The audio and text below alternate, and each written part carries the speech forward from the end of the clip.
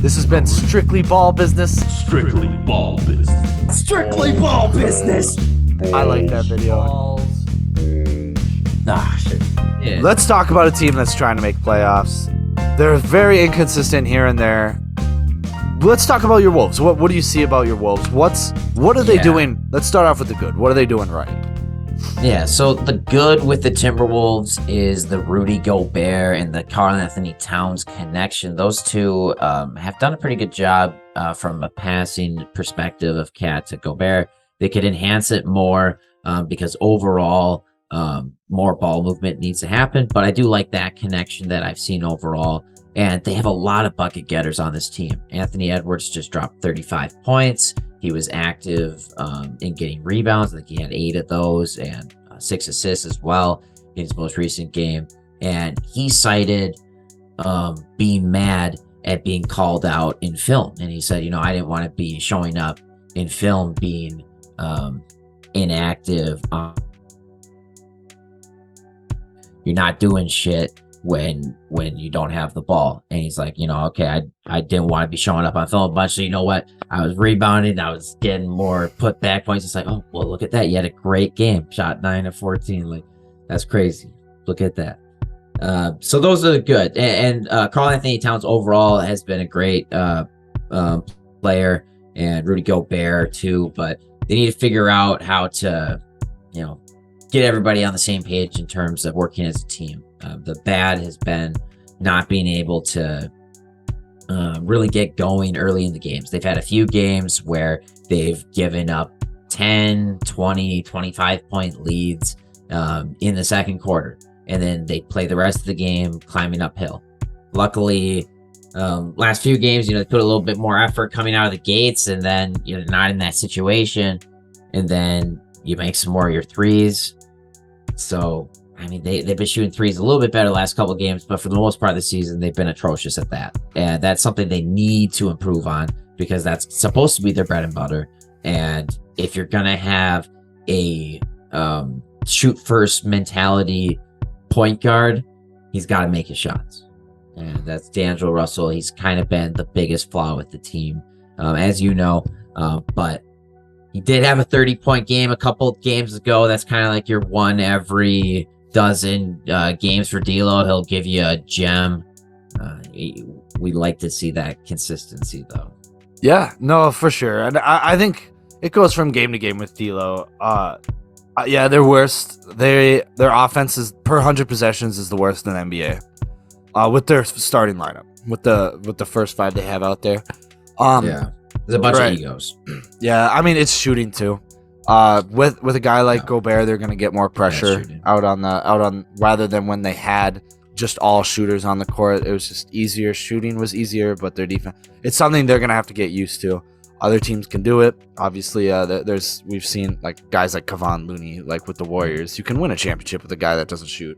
And to be fair, last year it wasn't all guys who could shoot. It was Jared Vanderbilt instead of Rudy Gobert, who Jared Vanderbilt is just as offensively skilled as Rudy Gobert, if not less. No, yeah, that's 100% true. And with the coach is making, like Chris Finch is making alterations to his offense. He's seeing it change, and that's what we want to see. That's what we saw with the Magic game.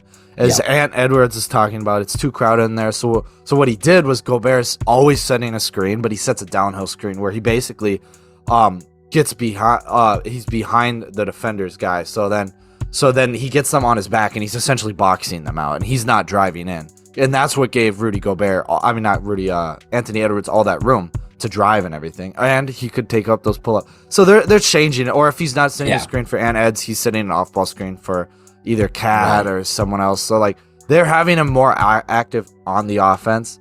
So that's really nice to see that stuff. Shooting they do. Who do you think their best shooter is that gets actual minutes? Percentage wise. Well, it should be Karl-Anthony Towns, but it might be Jalen Noel. It is Taurean Prince who's shooting 43%. From 3. Well, to be fair, how many attempts per game is that? Is it 2 or 3? I think it's 4. 4? Okay. He's shooting a decent amount. He helps us out a good amount of the games, I will say. Yeah, I mean, he's giving them. That's what they need is shooting. But who's their second best volume shooter? Is it not one of the other guys I said?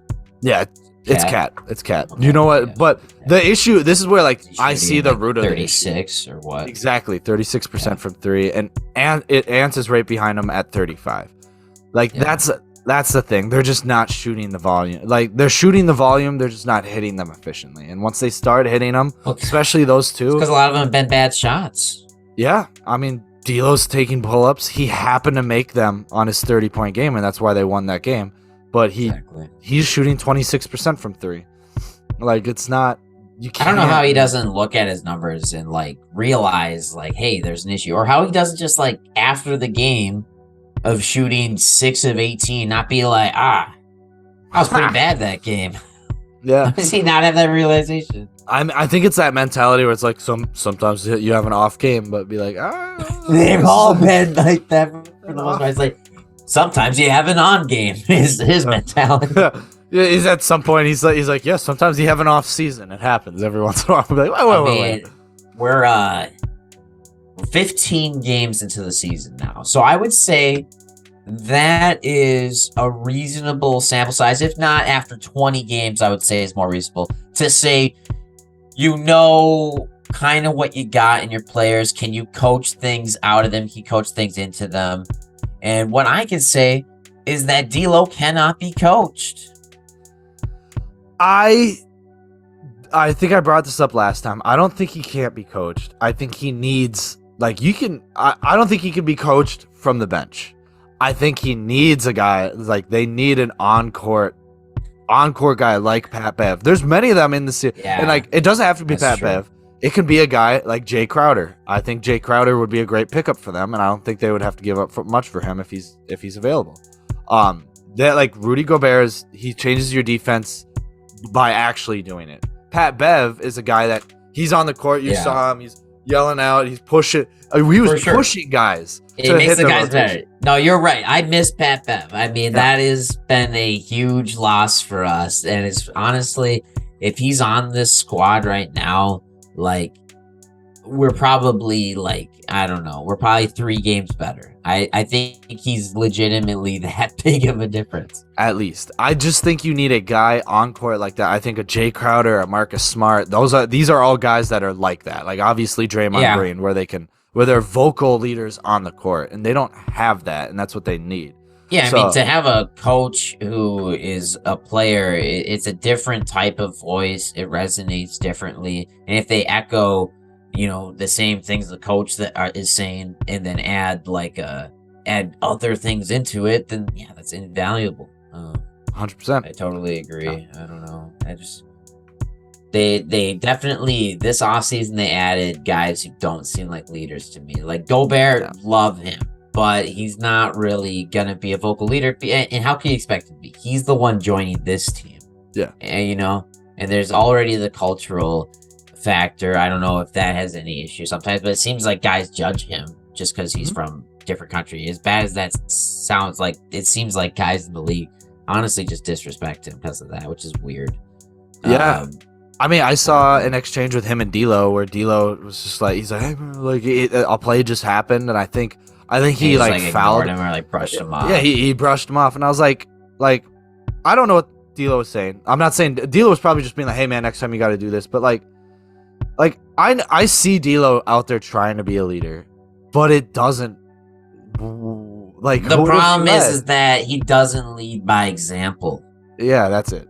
Yeah, where they're just. How would you know if that's the right choice? They're like, what are you doing? How can you trust what D'Lo says when he's the least efficient player on the team? Yeah, and defense is not good. Probably the worst on-ball defender. And they're not reading the stuff online.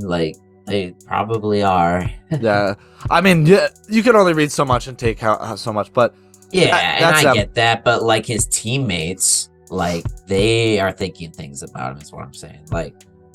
I mean, I'm sure him and Cat are still good because they're buddies and all that, but you telling me Cat's not a little frustrated that his buddy's not playing amazing? Yeah, can't pretend like he is. No, Cat's been the most. consistent offensive player, but he's also been one of the worst defensive players on the team. So it's like, who holds who accountable? Is it Cat or is it D'Lo? It should be both of them. But so I got a hypothetical. So I wrote up a trade, and I want to see what you think. All right, let's hear it. So this is off season. This has to happen in the off season. So say everything goes, and this is how I look at it. I'm like, listen, we've been losing basketball in Minnesota for so long. Maybe it's time to trade Cat. We just got Gobert. He's proof in the pudding. Maybe you're not trading Anthony Edwards. And should you trade D'Lo first before Cat? Yes. Can you find that? We've talked about this before. Position for position trades are very rare because you would want a point guard. You'd need a point guard. All things considered, he's been a good playmaker. Maybe they just shake it up and be like, you know what, Cat's not it. Let's look at for a trade. So this is what I have. And it's kind of doubling down on Gobert. So it's my man's going straight into theoretical Cat trades. Yep, he's off the wagon. Yep. So it's Cat.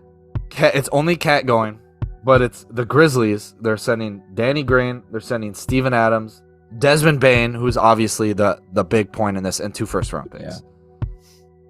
Yeah, I mean, so it's interesting. I guess I do like Desmond Bane a lot, but I like Karl Anthony Towns a lot too. But realistically, yeah, if you did get to that point, and if you decided you wanted to pick between the two, I could see why you'd choose Gobert because of his defensive prowess and I mean, if you could get an elite guard, that'd be great. But tough too.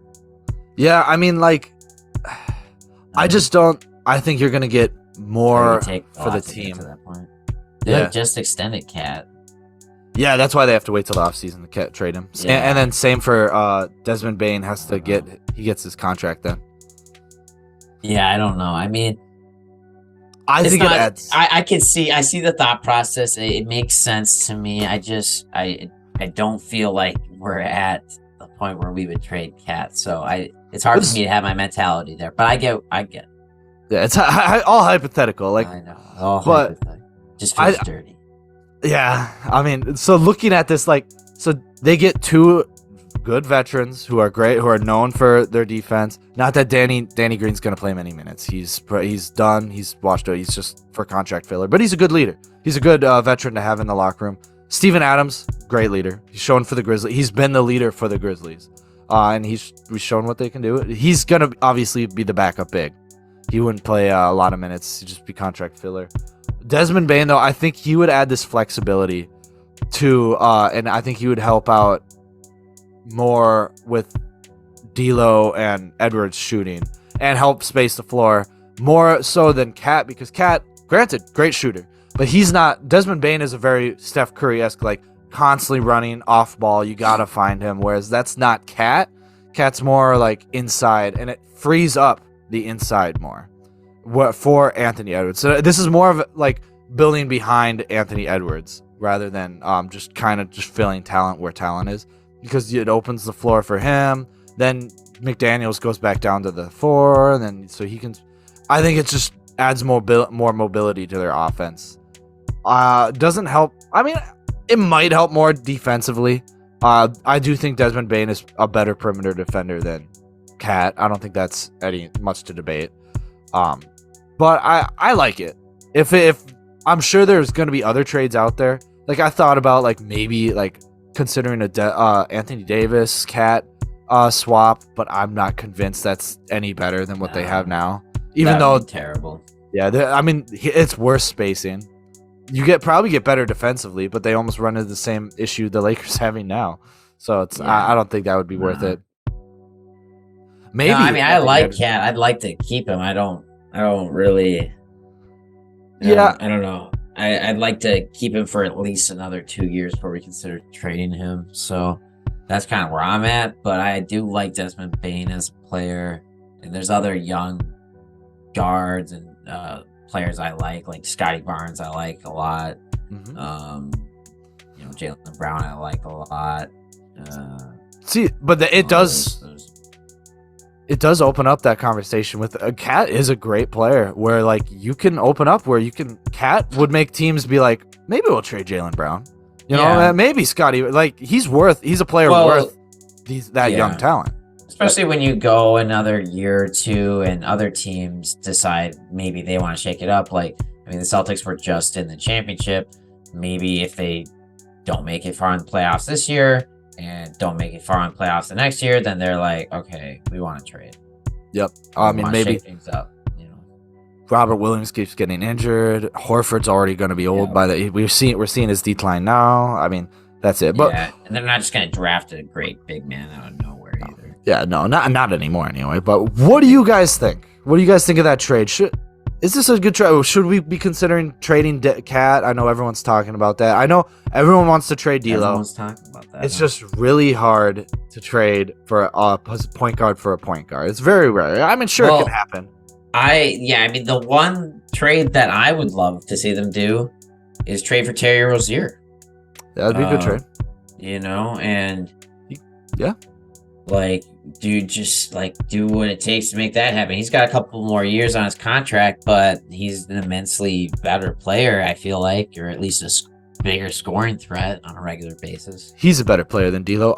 The only thing D'Lo has better than him, I think, is playmaking. But I think if you ask more out of Cat, you ask more out of Ant, then it's. I think they could. That's a good one.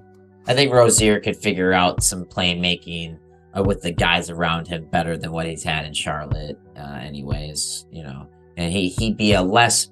I guess we'd ask him to score a lot, but like I think he'd open up things for other guys naturally with a scoring threat. Whereas with D'Lo, nobody's really afraid of him right now. No. Yeah, that's true. He can consistently put up 20 games, but yeah, I mean that's a good trade. Maybe when it comes to trade season, I'll toss that one on there. I'll think about some Rozier. I did think about Rozier trades actually. I think contracts are really hard, but what do you guys think? Comment that below. All right, strictly ball business. We went so hard for you, so you leave a comment on the tube.